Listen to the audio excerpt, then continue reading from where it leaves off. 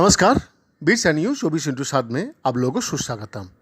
जी हाँ, देश के जाने माने बुद्धिजीवियों ने लोकतंत्र को बचाने के लिए लोगों से एक बार फिर भारत छोड़ो आंदोलन की शुरुआत करने का आह्वान किया है और कहा है कि जो लोग बात बात में हमें पाकिस्तान भेजने की बात कहते हैं उनके खिलाफ हमें भारत छोड़ो का नारा देना चाहिए। हिंदी का प्रख्यात लेखक, सांस्कृतिक कर्मी अशोक वाजपेयी, जानी मानी इतिहासकार Mridula Mukherjee, international Booker prize से सम्मानित लेखिका गीतांजलि श्री और साहित्य अकादमी पुरस्कार से सम्मानित लेखिका मृदुला गर्ग ने मंगलवार शाम भारत छोड़ो आंदोलन एवं हिंदी भूषण शिव पूजन सहाय स्मृति समारोह में ये आह्वान किया है। समारोह में नेहरू खानदान की रामेश्वरी नेहरू द्वारा 1909 में शुरू की गई पत्रिका स्त्री दर्पण के नए अंक का लोकार्पण भी किया गया।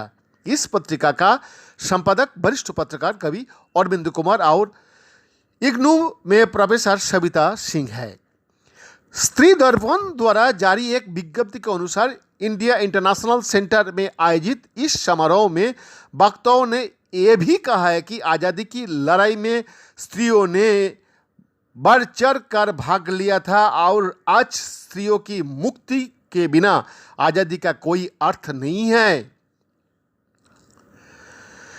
अशोक वाजपेयी ने कहा कि आज भारतीय लोकतंत्र ही नहीं बल्कि पूरी सभ्यता ही खतरे में है। हमारी सभ्यता 5000 वर्ष पुरानी तथा दुनिया की सबसे पुरानी सभ्यता रही है। हमारी सभ्यता और संस्कृति ने कुछ मूल्य विकसित किया था जो ध्वस्त होते जा रहा है और सत्ता की हर क्षेत्र में घुसपैठ होती जा रही है।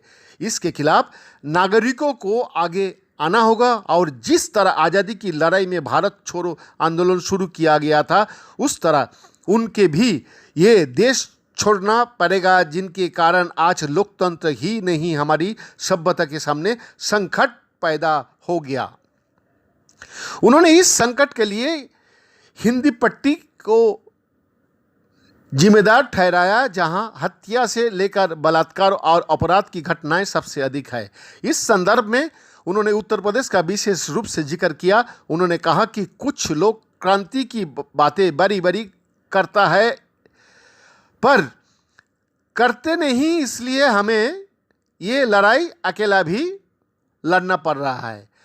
टैगोर ने अकेला चलो रे की बात कही थी और महादेवी वर्मा ने भी पथ रहने दो अपरिचित प्राण रहने तो अकेला लिखा था और उसमें अकेले लड़ने की बात कही थी। उन्होंने कहा कि स्त्री दर्पण पत्रिका का केवल स्त्रियों के बारे में ही नहीं बल्कि मौजूदा सबलों के बारे में भी आवाज़ उठाना पड़ेगा। गीतांजलि श्री ने समाज में धार्मिक भावनाओं के आहत होने की चर्चा करते हुए कटाक्ष किया कि इस देश में आए दिन स्त्रियों की भावनाओं आहत होती है, पाठकों की संवेदनाएं भी आहत होती है। क्या उनके बारे में कभी कुछ सोचा गया? उनका इशारा गत दिनों आगरा में उनके साथ घटी घटना की तरफ था, जब उनकी किताब रेत समाधि से धार्मिक भावनाओं को आहत होने के आरोप के चलते उनका कार्यक्रम बंद कर दिया गया। 5 दशक से साहित्य में सक्रिय मृदुला गर्ग ने कहा कि इस संकट के लिए हम भी थोड़ा बहुत जिम्मेदार है, क्योंकि तानाशाह को हमने चुना है। हर तानाशाह इतिहास में पिछले तानाशाहों का अंत से कुछ नहीं सीखता और खुद को भूतों ने भविष्य मानता है।